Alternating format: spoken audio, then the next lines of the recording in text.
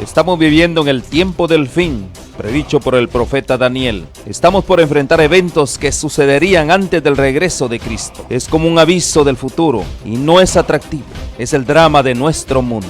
El pecado, el sufrimiento, la muerte, la caída de las naciones, guerras, hambrunas, la difusión del evangelio, engaños, terremotos y otros. Estamos viviendo los peligros del tiempo del fin. Todo esto es según Cristo, principio de dolores. Pero tenemos la palabra profética más segura. Cristo dijo a su pueblo: yo estoy con vosotros todos los días hasta el fin del mundo. La iglesia es la familia de Dios en la tierra y debemos entender los tiempos en que vivimos. Como continuadores del pueblo de Dios, se nos invita a salir del mundo y a prepararnos para reunirnos para la verdadera adoración, para estar en comunión unos con otros, para recibir instrucciones de las profecías que hiciera que el lucero de la mañana, Cristo Jesús, resplandezca en nuestros corazones. Asimismo, servir a toda la humanidad y cumplir con la sagrada comisión de ir y hacer discípulos. Oro para que el Señor Jesús use estos medios como instrumentos en sus manos para que usted pueda sentir el hambre y sed por más de la verdad absoluta. Que el Señor les guarde. Hola amigos, ¿cómo están? Queremos darles la bienvenida a esta nueva serie de estudios de la Biblia que estamos titulando Descubriendo al Mesías profético, el Mesías de las profecías. ¿De qué trata esta serie que queremos tener con ustedes? Es estudiar en los evangelios los argumentos que Jesús de Nazaret reveló como que eran propios de él, el ser reconocido como Mesías. Normalmente cuando hablamos de Jesús, miramos su historia, leemos los evangelios, nos inspiran, sentimos satisfacción por sus enseñanzas, adoptamos muchos de sus principios a nuestra vida y lógicamente nuestra vida cambia, nos sentimos refrescados, fortalecidos, animados, bendecidos. Pero más que ello, deseamos ver que hay un plan de Dios revelado en el Antiguo Testamento, que vendría alguien al cual la Biblia le llama Mesías para bendición de toda la humanidad. Y si bien pretendieron en la antigüedad y en los tiempos aún de los apóstoles, vinieron individuos aduciendo que ellos eran el cumplimiento de esas profecías. En este caso queremos estudiar a fondo, desde esta primera lección que queremos compartir, las enseñanzas de Jesús a la luz de las profecías bíblicas. Así damos comienzo entonces a este tema que hemos titulado El Mesías revela su mesiasgo, en esta serie Descubriendo al Mesías profético. Para ello, vayamos a los mismos dichos de Jesús. Recordemos, este es un hombre que se mueve en Nazaret, es un hombre del cual se ha escrito mucho. No es nuestra intención en este momento hablar de su historicidad, ya se habló en su momento, tiempo atrás, en alguna serie que tratamos de ese tema. Damos por sentado que el Mesías existió, de hecho hay pruebas históricas de ello, historiadores seculares que hablan de que un individuo llamado Jesús el Nazareno se movió en la tierra de Palestina en los tiempos de Poncio Pilato. Nos referimos a historiadores como Tácito, Suetonio, ellos fueron autores romanos, muertos a principios del segundo siglo. Luego también argumentos de los mismos judíos escritos en sus libros que ellos consideran sagrados como el Talmud. Hay citas referentes a Ben Stadá, en fin, no vamos a avanzar en la historicidad de Jesús. Decimos que oportunamente se vio y ahora lo que queremos ver en este momento es el mensaje que Él trae y especialmente cómo Él se revela a sí mismo. ¿Con qué propósito? Para que nosotros podamos ver en Jesús que Él es el pleno cumplimiento de lo que Dios el Padre anunció, que vendría a la tierra alguien que sería una absoluta bendición para los hombres. Y si la profecía que vamos a investigar, a leerla, está dada y venido el cumplimiento, alguien la cumplió, ¿no sería para nosotros una bendición prestar atención a esa enseñanza, sacar ventaja, provecho para nuestra necesidad personal? Vamos entonces a mirar como primer texto, hoy miraremos una historia de Jesús y lo haremos cada vez que nos encontremos, examinaremos las enseñanzas de Jesús, historias o lecciones que Él enseñara según los evangelios. Pero en este caso vamos a arrancar con su misma presentación, un sermón que Él inició allí en su pueblo de crianza, Nazaret. Abrimos entonces en Lucas capítulo 4, el Evangelio según Lucas. En el capítulo 4, Jesús fue a participar del servicio religioso. Aproximadamente a los 30 años él tenía por costumbre asistir a la sinagoga, el lugar donde se hacían los servicios, la enseñanza de la palabra de Dios. Y un sábado en la mañana, pues él participó adorando como los demás adoradores, pero se le permitió pasar adelante para exponer de la palabra algún mensaje de provecho. Leamos entonces Lucas capítulo 4, desde el versículo 14 en adelante, algo así como su carta de presentación. El Mesías revela su mesiasgo. Y Jesús volvió en el poder del Espíritu a Galilea y se difundió su fama por toda la tierra de alrededor. Y enseñaba en las sinagogas de ellos y era glorificado por ellos. Vino a Nazaret, donde se había criado, y en el día sábado, o día de reposo, entró en la sinagoga, conforme a su costumbre. El versículo anterior nos dice que él visitaba las sinagogas de otras localidades, pero en esta ocasión va a su pueblo de crianza, donde él se crió, Nazaret, conforme a su costumbre, y se levantó a leer. Y se le dio el libro del profeta Isaías, y habiendo abierto el libro, halló el lugar donde estaba escrito lo siguiente, que es el capítulo 61. Pero leemos la forma en cómo lo escribe Lucas, y luego vamos a ir al original de Isaías 61. Dice allí: el Espíritu del Señor está sobre mí, por cuanto me ha ungido. La palabra ungido, en hebreo, de allí deriva Mashiach, que significa Mesías. En el griego, Christos, de ahí deriva Cristo. En español, ungido. Son las tres palabras sinónimas. Por cuanto me ha ungido, es decir, me ha hecho Mesías, para dar, notemos, estas son las bendiciones que Dios Padre promete a través de una persona, darlas primeramente a la nación judía y por extensión a todo el planeta. Y creo que seríamos inteligentes si nos aprovechamos, si nos valemos de este don, de este regalo que el Padre concede a todo hombre de buena voluntad, que abra su corazón y acepte este regalo. ¿En qué consiste, pues? Miremos la enseñanza, la lección que da Isaías capítulo 61. Pero lo miramos de Lucas, del sermón que Jesús dio en Lucas capítulo 4. Sigue diciendo allí entonces: por cuanto me ha ungido para dar buenas nuevas a los pobres, me ha enviado a sanar a los quebrantados de corazón, a pregonar libertad a los cautivos y vista a los ciegos, a poner en libertad a los oprimidos. A la hora de repasar cada uno de los conceptos que aparecen allí, notemos que los seres humanos que padecemos estas situaciones, quienes están en la cárcel, detenidos, privados de libertad como cautivos, o que están oprimidos, su corazón angustiado por situaciones que no pueden controlar o aún los desbordan, o quebrantados de corazón, con chascos, tragedias, por las que el ser humano queda absolutamente postrado en depresión y en algunos casos al borde de la muerte. En fin, tantos casos en los que el Mesías aparece para extenderle una mano. Ese es el plan de Dios, al enviar a un ser humano que haría todas estas cosas y aún mucho más. Pero miremos todavía cómo sigue el lenguaje del original de Isaías 61, pero escrito por Lucas, capítulo 4. Versículo 18 ahora, 19. También a predicar el año agradable del Señor. Y enrollando el libro, lo dio al ministro, y entonces Jesús se sentó. Y los ojos de todos en la sinagoga estaban fijos en él. Para entender bien la situación que están observando allí, vamos a saltar al versículo 22 y luego entonces retomamos el 21. Fijémonos que mientras estaban los ojos fijos en Jesús, observándolo, todos daban buen testimonio, hablaban bien de él, estaban maravillados de las palabras de gracia que salían de su boca y decían: ¿pero no es este el hijo de José? Miremos lo que sigue todavía. Y comenzó a decirles: hoy se ha cumplido esta escritura delante de vosotros. Notemos que mientras la gente estaba murmurando en buen sentido, ¿de dónde saca la sabiduría? ¿Cómo se expresa? La forma en cómo habla, cómo domina el texto bíblico y enseña, pero Jesús va más allá que eso. Él allí inaugura delante de los oídos de los nazarenos su tiempo mesiánico. A partir de aquí se cumple la profecía de Isaías capítulo 61, que texto que ya vamos a mirar nuevamente.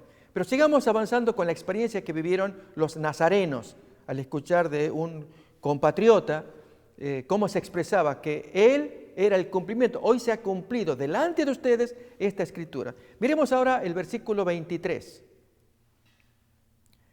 Él les dijo, y comienza a hablar, pareciera en forma de provocación, pero como podía leer las mentes. Y no es fácil cuando hay murmullo, ojos que esquivos, corazones que manifiestan aprecio o suspicacia o desconfianza. Miremos cómo Jesús abre como quien destapa una olla o un frasco y sale algo feo. Notemos. Sin duda me diréis este refrán, hey médico, cúrate a ti mismo. De tantas cosas que hemos oído que se han hecho en Capernaum, que es un pueblo vecino, haz también aquí en tu tierra. Si haces milagros o trucos, diríamos hoy en lenguaje moderno, están desafiando a Jesús. Y Jesús no vino para satisfacer curiosidades. Él está buscando un corazón abierto. Recordemos que la profecía decía que viene a sanar al quebrantado de corazón. Pero si uno no está quebrantado y va a pedir un milagro, ¿qué milagro puede recibir si su corazón no está quebrantado? Dios quiere hablar al corazón de cada cual. Por eso es que la gente va a tener una reacción totalmente adversa, que ya vamos a mirar, pero lo que importa es, el texto bíblico se dirige a corazones sinceros, que quieren recibir la bendición de Dios. Si alguien se siente cautivo o ciego, la profecía decía que dará vista a los ciegos, que está quebrantado su corazón, que está oprimido, en fin, cuánta situación que uno tiene, por lo que Dios absolutamente puede bendecir. Pero miremos ahora, Jesús abre una situación nueva, inesperada para esta gente. Siguiente versículo. Y añadió, de cierto os digo que ningún profeta es acepto en su propia tierra. En verdad os digo que muchas viudas había en Israel en los días de Elías, cuando el cielo fue cerrado por 3 años y 6 meses, acordemos en el tiempo de la apostasía del rey Acab, y hubo una gran hambre en toda la tierra, pero ninguna viuda israelita fue favorecida, sino, dice a continuación, a ninguna de ellas fue enviado este gran profeta Elías, que hoy está en el cielo, sino a una mujer viuda pagana en Sarepta de la ciudad de Sidón, y por lo tanto no israelita. ¿Cómo ella podía ser bendecida en medio de tanta hambruna y ella contar con hambre y nada menos el privilegio de alojar a un siervo de Dios? U otro ejemplo que da a continuación Jesús. Y muchos leprosos había en Israel en tiempo del profeta Eliseo, que fue el seguidor de Elías, otro gran profeta, pero ninguno de ellos fue limpiado o sanado, sino también otra vez un extranjero, Naamán el sirio. Por lo tanto, Jesús con eso está diciendo, en Nazaret, ¿qué se puede encontrar sino incredulidad? Pero afuera la gente recibe bendiciones. Y concluye con lo que sigue a continuación, 28. Al oír estas cosas, todos en la sinagoga se llenaron de ira, porque se vieron comparados con gente pagana que moralmente eran superiores. Y creo que a nadie le gusta sentirse en esa condición, pero lo merecían por las cosas que había en su corazón. El Mesías, pues, se estaba revelando, traía los textos, pero el corazón suficiente se cerró, no tenía necesidad de esa bendición. ¿Cómo Dios se la puede conceder si en lugar de aceptar que quien venía podía darles la bendición? Reitero, vista a los ciegos, descanso al alma, al quebrantado oprimido, darle la liberación, etcétera. Pero en lugar de ello pretendían trucos. Si en Nazaret hiciste tal cosa, a ver, queremos ver alguna cosa que tú hagas acá para ver si creemos. Dios no puede aceptar semejante propuesta. Miremos cómo termina ese sermón, el desenlace triste, y que tiene un mensaje para nuestros días también, y es la razón de la serie que queremos mostrar al Mesías, de las profecías que se está revelando, descubriendo a ese Mesías. Miremos cómo termina esta historia. Y levantándose, le echaron fuera de la ciudad, y le llevaron hasta la cumbre del monte sobre el cual estaba edificada la ciudad de ellos, para despeñarlo, arrojarlo allí a algún vacío. Muy triste la reacción en un servicio religioso, un sábado en la mañana, estos judíos que guardaban el mandamiento del Señor. Mas él pasó por en medio de ellos y se fue. Así él desapareció de la escena. Vamos ahora entonces a mirar el original. Esto es Isaías capítulo 61, los primeros versículos. Nuevamente, amigos, en las lecciones que vamos a mirar en esta serie, el propósito es ver en el comportamiento de Jesús el absoluto cumplimiento de las profecías presentadas, anunciadas, pero que solamente tendrán efecto en aquellos que cumplan esas condiciones de la profecía. En otras palabras, nos sentimos descorazonados, nos sentimos tristes, atados, con conflictos. Así entonces Dios dice, yo tengo la solución, envío a alguien a tu problema. Si es que te quieres abrir y no imites la conducta de los nazarenos, que orgullosos cerraron sus corazones para no recibir bendición, aún destruir a aquel que traía la bendición. Lógicamente, Dios se aparta de tales personas. Leamos pues entonces Isaías capítulo 61, los primeros versículos. El Espíritu de Jehová el Señor está sobre mí, así decía la profecía, porque me ungió. De ahí deriva entonces, recordemos la palabra Mashiach, que significa Mesías, y Christos en griego, que es Cristo. Porque me ungió Jehová, me ha enviado a, y estas son las bendiciones, y amigos, no nos cansaremos de señalar que Dios, nuestro Padre, quiere dar estas bendiciones. Él abunda, su mano está grande, abundante, abierta, pero solamente pide que el hombre reconozca su condición, que abra su alma y diga, yo quiero ser uno de esos receptores, de que me des esa bendición, porque yo me encuentro en alguna condición descrita en la profecía. Leamos.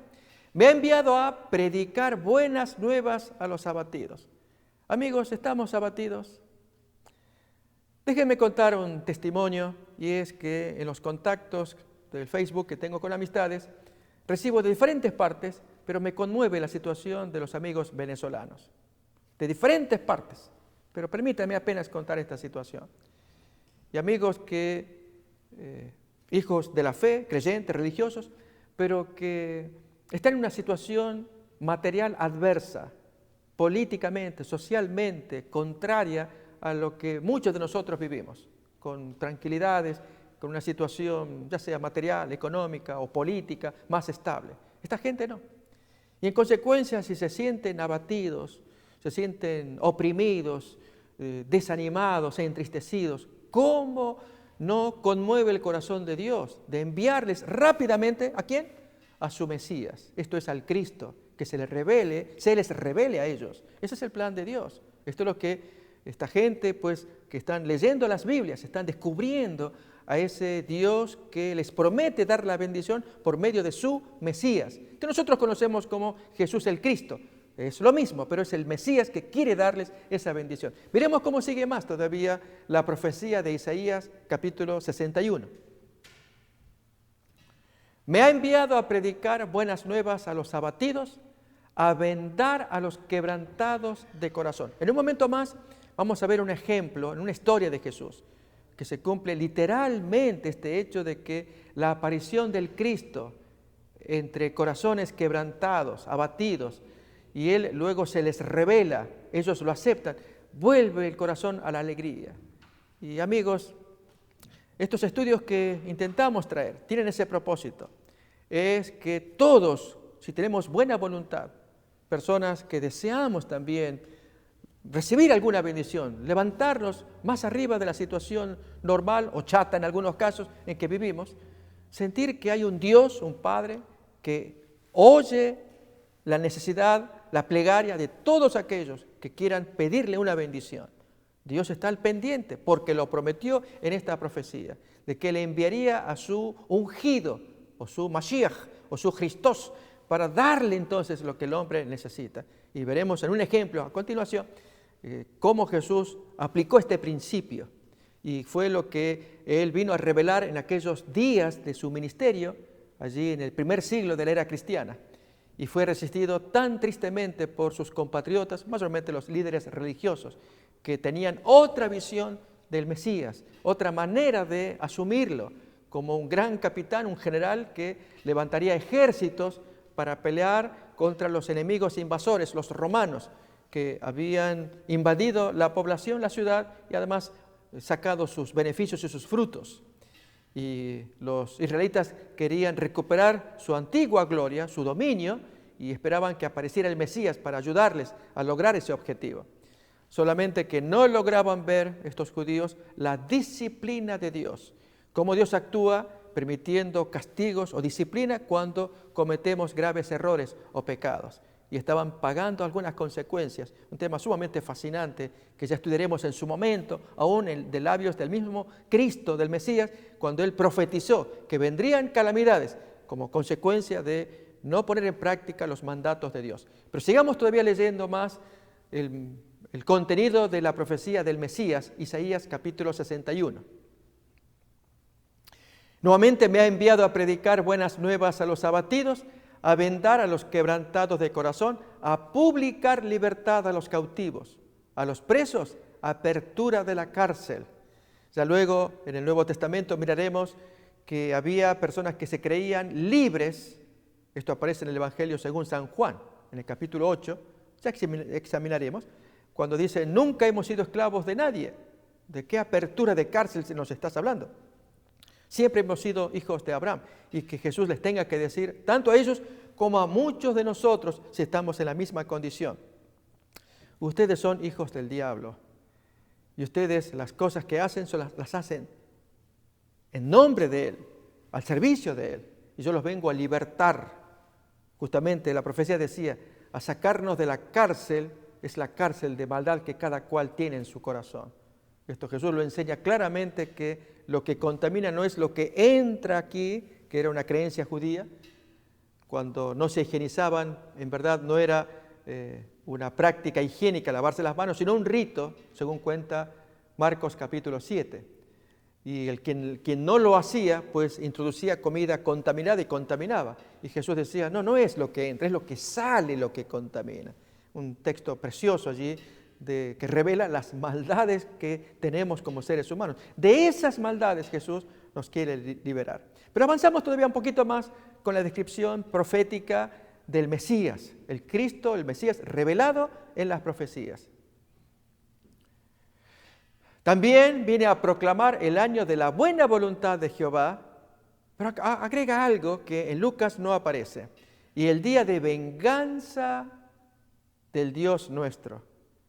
O sea, Dios también tiene un plan de venganza para quien no quiere aceptar este Cristo, cuando Él tenga que erradicar lo malo que hay en la sociedad, en el mundo, y lamentablemente erradicará también a aquellos que no decidieron a tiempo tomar suerte, echar suerte con este Cristo o este Mesías prometido.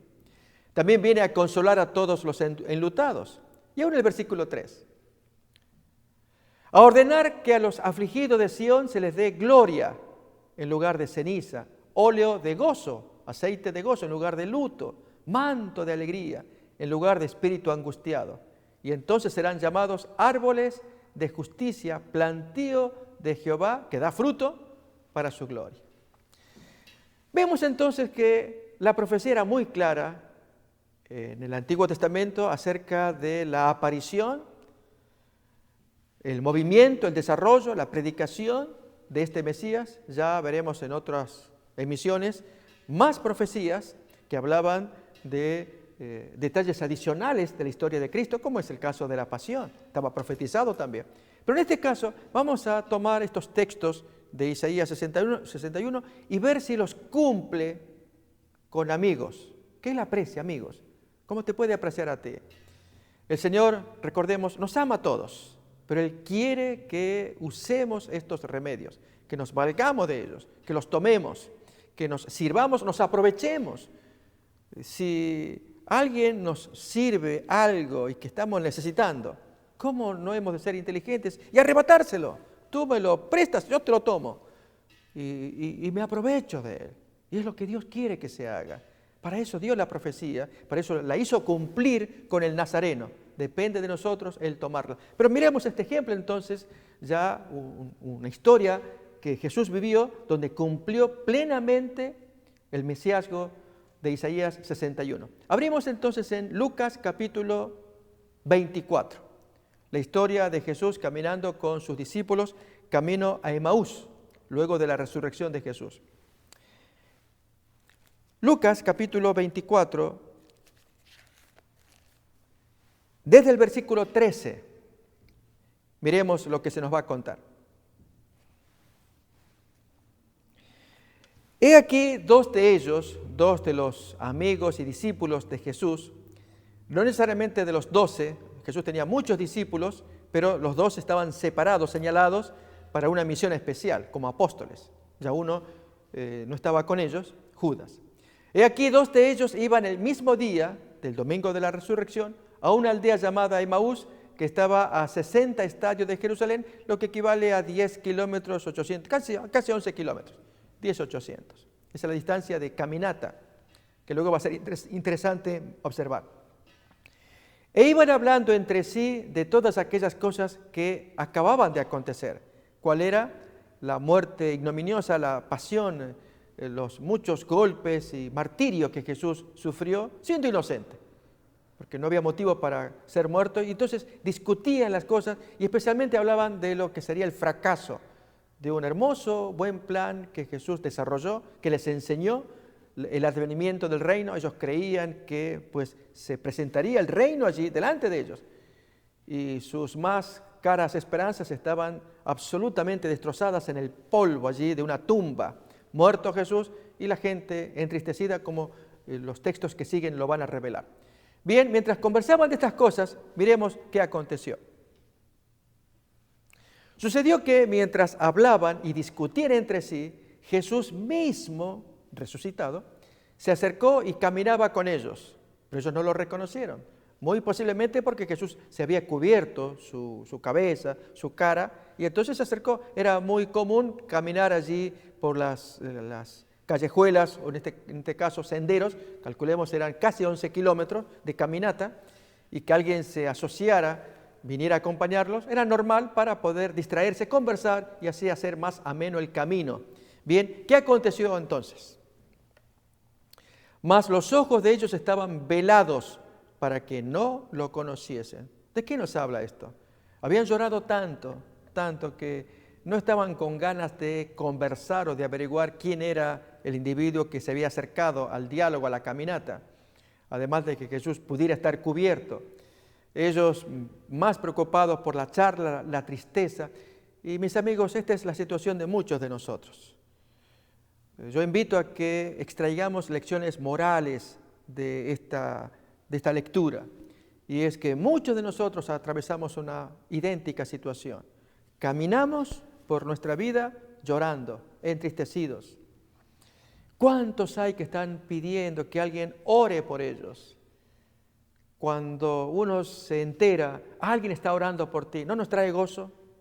No hay amigos, personas que están pidiendo, oren por mí, que Dios se apiade de mí. Les cuento, amigos, que tiempo atrás me tocó visitar cárceles. Fui a una cárcel de mujeres, allí alguien pidió asistencia pastoral, fuimos con un anciano, visitamos, una experiencia agradable, y ver la tristeza de las damas allí detenidas, y todas ellas pidiendo que les activaran la causa. Pastor, por favor, le doy el teléfono, hable con el abogado para ver cómo anda mi proceso. Estoy detenida tanto tiempo acá y no sé nada cuánto avanza. O le doy el teléfono, que mi marido me llame, no me llama, o mis hijos me llamen. Tristísima la situación. Pero especialmente lo que más pedían era, haga oración por mí, que se termine este calvario de estar detenida, en algunos casos injustamente, en otros, en fin, son las cosas que ellas solían decir. Lo cierto es que, así como ellas, ¿cuántas personas piden oración? Y en el caso de esta gente que está caminando absolutamente entristecidos, con los ojos llorosos, el texto dice que sus ojos estaban velados, no lo podían reconocer. ¿No nos pasa a nosotros algo similar? Cuando sufrimos tanto y por más que venga alguien que nos dé una palabra linda, bonita, no queremos creer o no podemos creer, porque la angustia pesa demasiado como para esperar, a menos que haya un cambio inmediato, pero como no lo hay, muchas veces hemos sido casi hasta programados para creer cuando vemos las cosas. De otro modo, la esperanza suena bonita cuando andamos bien o las cosas marchan bien, pero cuando hay adversidad, no todos se aferran a una esperanza para seguir caminando y aguantando hasta que aparezca el cumplimiento de una bendición. Miremos entonces en esta gente, sus ojos vedados o velados, cerrados, para apreciar quién era el caminante, Notemos, Jesús se acerca, le es natural a él, le fue natural a lo largo de su ministerio, acercarse a ¿quiénes? A los dolientes. Ya la profecía lo decía. Él no se va a estar con los ricos o los encumbrados o gente que está en un mejor estar. Enhorabuena si lo están y que sean bendecidos también. Pero Dios se acerca más a los dolientes, a los pobres. Acordémonos, lo hemos leído en las dos versiones, Isaías 61 y Lucas 4. Es lo mismo. La esencia es Dios está al pendiente de lo que le pase al doliente. Y en este caso, Él fue atraído a dos hombres que caminaban sumamente entristecidos. Miremos cómo sigue el texto. Mas los ojos de ellos estaban velados para que no lo conociesen. Y les dijo, ¿qué pláticas son estas que tenéis entre vosotros mientras camináis? ¿Y por qué estáis tristes? A ver, cuéntenme. Y con ello Jesús quiere que saquen del corazón las angustias que tienen. El Señor ya lo sabe. Dios sabe que están entristecidos, pero necesita que el hombre se descargue. Y déjame decirte a ti, o a usted, este mensaje. Dios quiere que nos expresemos, que abramos el corazón y se lo digamos. Y si tú tienes alguna carga, acuérdate del texto. Jesús pregunta, a ver, cuéntame qué pláticas son estas, por qué están tristes. Y sería bueno que practicáramos, ¿qué cosa? El contarle a Dios por qué andamos mal. E incluso contarle con lujo de detalles. Y si nuestra alma está cargada con nervios e intensidad, también hacérselo saber. Dios ya lo sabe. Pero el que no sabe somos nosotros, que necesitamos a Él contárselo. ¿Para qué? Para que nazca un acercamiento, hasta una confianza, de que podemos contarle lo que nos pasa. Y es lo que está ocurriendo acá. Esta gente va a abrir su corazón, va a contar. Pero miremos de la forma extraña cómo inician el diálogo estos amigos que no reconocen todavía a Jesús porque su corazón está muy angustiado. Respondiendo uno de ellos, que se llamaba Cleofas, le dice, ¿eres tú el único forastero en Jerusalén, que no has sabido las cosas que en ella han acontecido en estos días? Y Jesús, como que no supiera, les hace la pregunta. Él les dice, ¿y qué cosas? A ver, cuéntenme. Y entonces ellos comienzan a contar, como que fuera un forastero que ignoraba lo sucedido. Lógicamente, nada menos que el protagonista de todo lo sufrido estaba ahí delante de ellos, pero él deseaba que ellos se expresen. Bien de Jesús Nazareno, que fue varón profeta, poderoso en obra y en palabra. Notemos, tanto en la enseñanza como en las acciones. Este Jesús, que se autoproclamaba el Cristo, él se hacía reconocer como tal, pretendía que lo reconocieran como tal. Poderoso en obra y en palabra delante de Dios y de todo el pueblo. Toda la gente observó y fue aprobado por Dios. ¿Pero qué pasó con él? Siguen contando los amigos. Y cómo le entregaron los principales sacerdotes y nuestros gobernantes a sentencia de muerte y lo crucificaron.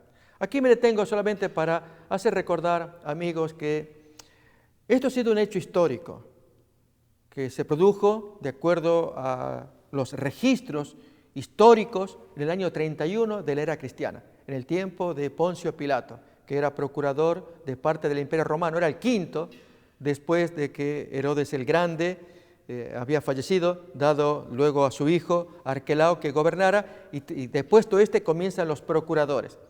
Y Tácito, uno de los historiadores romanos, cuando va a contar Suetonio, cuenta también de los hechos acontecidos en Roma y especialmente en Palestina.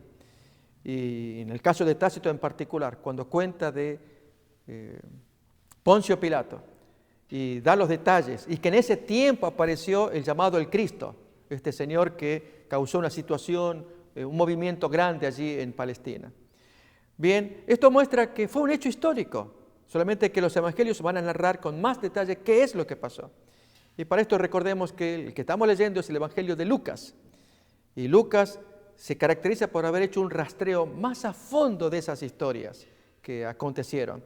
Tema que ya vamos a mirar en otra emisión. La investigación cuidadosa que Lucas hizo, como lo cuenta en el prólogo, en la introducción de su obra, el Evangelio según Lucas, que estamos leyendo. Pero vamos nuevamente entonces a capítulo 24, que estamos leyendo, para ver los argumentos que presentan estos amigos, que ellos presenciaron la muerte de Jesús y la crucifixión, dicen, de parte de sus líderes de aquel tiempo. Pero nosotros, y allí viene el chasco de esta gente, y lógicamente el dolor, esperábamos que Él era el que había de redimir a Israel. Y ahora, además de todo esto, hoy ya es el tercer día, o sea, el domingo, que esto ha acontecido. Fijémonos, muchas veces nosotros sufrimos las consecuencias de nuestras propias expectativas destrozadas. O sea, nos creamos un mundo, a veces como castillo de naipes, imaginando, suponiendo. Lógicamente, todos necesitamos tener esperanzas y expectativas y las armamos, solamente que debiéramos ser cuidadosos sobre la base de tales expectativas. En algunos casos hay quienes hacen inversiones, por ejemplo, de dinero o de influencias, contactos, amistades, que luego se pueden pagar caro por errores estratégicos que hayamos cometido. En el caso de los discípulos, ellos dicen, esperábamos que Él era el que iba a redimir o a rescatar a Israel. ¿De qué forma lo esperaban? Lo esperaban pues como un caudillo, un soldado, un general judío que, como los macabeos de la antigüedad, pelearon contra el rey invasor griego Antíoco IV, año 165 de la era antes de Cristo, los macabeos. Así también que el Cristo, el que se desea llamar Cristo, pues también liderar ejércitos en lucha contra la invasión romana, como lo hicieran los macabeos en su época contra la invasión de Antíoco IV. Y entonces esperábamos, teníamos esta expectativa. Y Jesús en su corazón bien puede decir, ¿y quién les dio esa expectativa? Yo nunca se las di, nunca enseñé semejante cosa. Y esto es una lección para nosotros también, que seamos cuidadosos con estas expectativas, a menos que se las presentemos delante de Dios. Y allí, ante Dios, en oración, podemos decirle, Dios, yo tengo este plan, tengo esta expectativa, tengo esta esperanza, pero quiero recibir tu aprobación, tu bendición. Que tú me ayudes, me guíes para que lo que yo un plan que quiero hacer, que incluye a mi familia, incluye a mis socios, incluye a mis contactos, amistades, que tú aquí te lo pongo y tú me digas si está bueno o no, y si está malo, pues avísame, ayúdame, córtale allí si hace falta, y si está bueno, dame la fuerza, provéeme los recursos para que siga adelante. ¿No es esto una expectativa basada en una confianza en Dios? En el caso de los discípulos que seguimos leyendo ahora, esperaban en una expectativa, pero que Jesús nunca se las enseñó. Algo creado por ellos, mayormente por influencia de los líderes de aquel tiempo que entendían que el Cristo debía ser similar, parecido a la historia de los macabeos. Vemos entonces a continuación cómo sigue la historia. Aunque también nos han asombrado unas mujeres de entre nosotros, las cuales antes del día, es decir, antes de que amaneciera el día, muy temprano en la madrugada del domingo, fueron al sepulcro, y esto muestra que estaban muy confundidos esta gente, porque las mujeres testificaban que había pasado algo, pero ellos no lo pudieron comprobar. Como sigue a continuación. Y como no hallaron su cuerpo, vinieron diciendo que también habían visto visión de ángeles, quienes dijeron que Él vive, y están sumamente confundidos. Las mujeres felices, ellas entristecidas porque sus compañeros varones no creían el testimonio de estas mujeres que habían tenido semejante experiencia. Pues el Evangelio cuenta que al ir a ungir el cuerpo allí de Jesús, vieron que ya no estaba el cuerpo, y entonces ángeles que se aparecen diciéndoles que ya Jesús no vive, no está muerto más, sino que vive. Y especialmente a María Magdalena, cuando ella ve allí a alguien creyendo que era el hortelano, el cuidador, entonces se acerca para preguntarle dónde había puesto el cuerpo que había sacado. Y entonces cuando se acerca y conversa, lo reconoce inmediatamente. Y Jesús que le dice, no me toques. No me toques hasta que yo reciba la aprobación del Padre. Una historia preciosa de las mujeres, que ellas fueron las primeras, a quienes en este caso estos hombres debían haber escuchado y creído, porque la fe de todos debe basarse en los testimonios que Jesús dio, como miraremos a continuación, testimonios del Antiguo Testamento. Miremos cómo siguen todavía más. Y fueron algunos de los nuestros al sepulcro y hallaron así como las mujeres habían dicho, es decir, estaba vacío, estaba la ropa acomodada, pero a Él no lo vieron. Entonces, ahora Jesús toma la palabra. Notemos que va a ser duro, suena duro, y aún más debiera ser duro aún para nosotros mismos, Tal vez no nos agrada mucho, pero sin embargo creemos que un mensaje como el que da Jesús, hoy todos lo estamos necesitando. Que Él nos diga con autoridad: oh insensatos y tardos de corazón para creer todo lo que los profetas han dicho. Si estaba en la Biblia, ¿por qué no lo creyeron? Y si ustedes sufren, sufren de gusto, porque estaba dicho para que ustedes se guíen por ello, les dé la luz y puedan sobrellevar este momento. Pero ignoran lo que dice el testimonio de la profecía, en este caso del Antiguo Testamento, y están en tinieblas, a los tumbos, dándose de golpes, caminando en la oscuridad y no sabiendo qué hacer en la desesperación y tristeza. Muy, muy triste, pero elocuente la frase de Jesús: insensatos y tardos de corazón. No es agradable que alguien nos llame necio, insensato, torpe, pero a veces muchos de nosotros lo necesitamos. Miremos más todavía. Jesús va a apretar un poco más allí su lenguaje. Como decimos, apriete el acelerador. Avanza más todavía.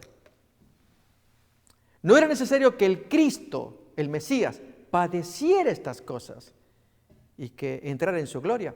Hasta el día de hoy, en el judaísmo no se cree, no se acepta esta doctrina que Jesús introdujo y que es absolutamente nueva en oídos de los judíos. ¿Cuál es? La pasión del Cristo.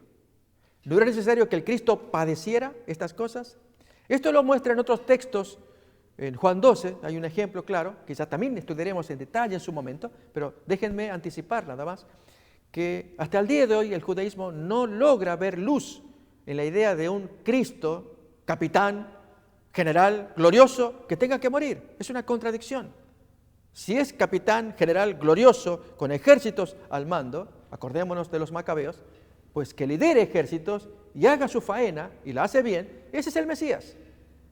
Y Cristo dice: no, el Mesías tiene que morir. Pero si muere, entonces, ¿dónde está la obra? Y Jesús diría: ustedes están en otra onda. No, ustedes quieren liberación de ejércitos. Yo hablo de otra liberación, la liberación del alma, de tanta maldad y cosas feas que hay adentro del corazón. La obra que hace el Mesías. Pero miremos más cómo Jesús se va a expresar. ¿No era necesario que el Cristo padeciera estas cosas y que entonces entrara en su gloria? Y comenzando desde Moisés, notemos, esta es la fuerza que Jesús tiene para su ministerio. Probarlo con la base bíblica. De ahí la serie que queremos compartir con ustedes, descubriendo al Mesías de las profecías. Comenzando desde Moisés y siguiendo por todos los profetas, les declaraba en todas las Escrituras lo que de él decían. Qué importante es tener acceso a ese conocimiento del Antiguo Testamento, donde están todos los libros sagrados de los judíos. Sigue más, versículo 28. Llegaron a la aldea donde iban, notemos que caminaron los casi 11 kilómetros, y él hizo como que iba más lejos, seguir camino. La gente dice, pero ellos le obligaron a quedarse diciendo: quédate con nosotros porque se hace tarde y el día ya ha declinado, ya está poniéndose el sol el domingo de tardecita. Entró pues a quedarse con ellos. Y aconteció que estando sentado con ellos a la mesa, tomó el pan y lo bendijo y lo partió y se los dio. Había que orar antes de comer, pues Jesús es el que dirige la oración. Ellos seguramente se lo habrán pedido. Entonces les fueron abiertos los ojos y lo reconocieron, pero él se desapareció de su vista. ¿Cómo fue que lo pudieron haber reconocido?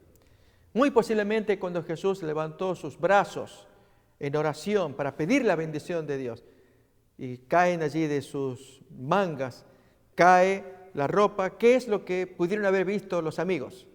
Las manos ahuecadas.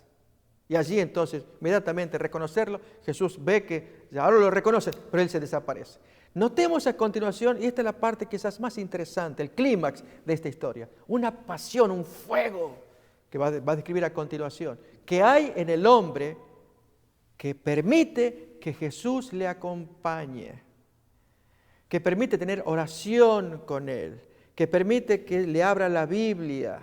Hay un cambio que el texto nos va a contar. Se regresan los 11 kilómetros corriendo como que no fuera nada. Habían caminado entristecidos, ahora tienen tanto gozo. Pero dejemos que el texto nos hable. Y se decían el uno al otro: ¿no ardía nuestro corazón en nosotros mientras nos hablaba en el camino y cuando nos abría las Escrituras, ahí hay dos asuntos que hacen que el corazón arda. Una es que hable en el camino, que nos hable cuando uno está en contacto con el Señor, conversando con Él y Él respondiendo. Estamos en oración, pero también cuando se nos abre la Biblia, y el verbo que se utiliza aquí es no ardía. ¿No querríamos nosotros, amigos, que estamos escuchando esta presentación, que el corazón vuelva a renacer, a arder otra vez de pasión, de ganas, de gusto? Ahí están las claves. No ardía en el corazón. Cuando le permitimos que Jesús nos hable, que Él nos enseñe y contestarle a nosotros, porque es un diálogo. Estamos allí juntos conversando. Algo raro pasa dentro del corazón. Comienza a encenderse una llama que luego con el tiempo se convierte en un incendio. Hay una pasión, como cuenta el libro de Jeremías, capítulo 20, un texto bonito, que allí hay una pasión de cosas porque Dios se revela, es el Dios que se revela a una criatura, y cuando Él se revela tiene tanto poder que toca el corazón y renace la vida, la alegría, porque le permitimos que Él nos hable, pero también que se abra la Biblia.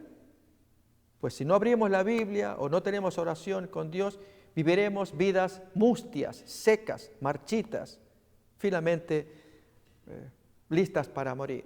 Pero miremos ahora entonces la reacción de la gente.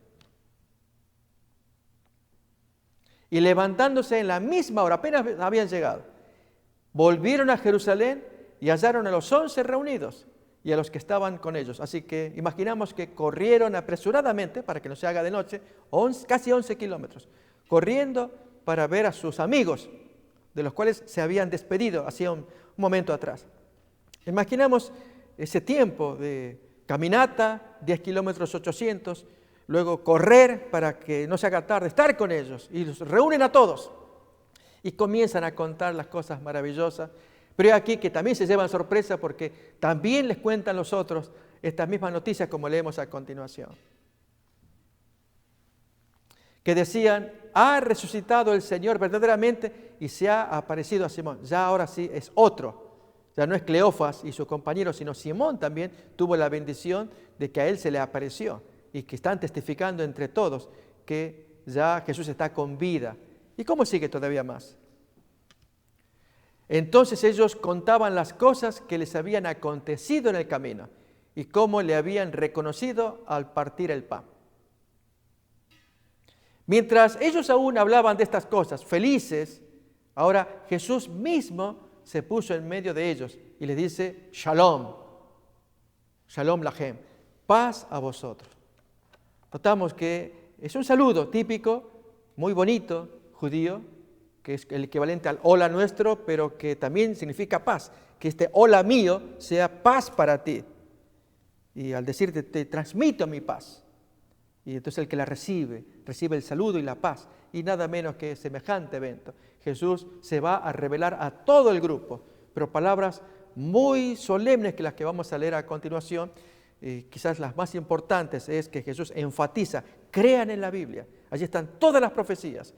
Quieren conocer mi ministerio, mi obra, mi itinerario, mi manera de ser, de pensar, todo está descrito allí para que ustedes lo tengan como un mapa, como un itinerario, como un GPS que les guía el camino, guiándose por lo que está profetizado en las profecías, mayormente del Antiguo Testamento, y el Nuevo es el cumplimiento de todo lo dicho en el Antiguo. Miremos en las palabras de Jesús cómo lo dijo.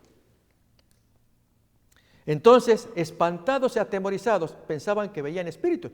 Nunca había pasado algo así. Lógicamente estaban muy asustados.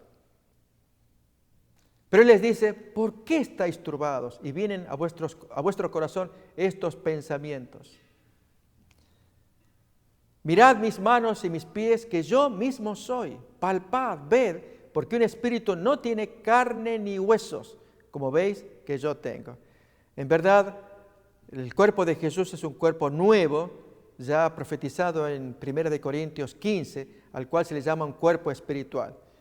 Porque así dijo Pablo, como hay cuerpo animal, cuerpo de aves, cuerpos celestes, también hay cuerpo espiritual. Y esa palabra, cuerpo espiritual, es una contradicción en sí misma. O es cuerpo o es espíritu.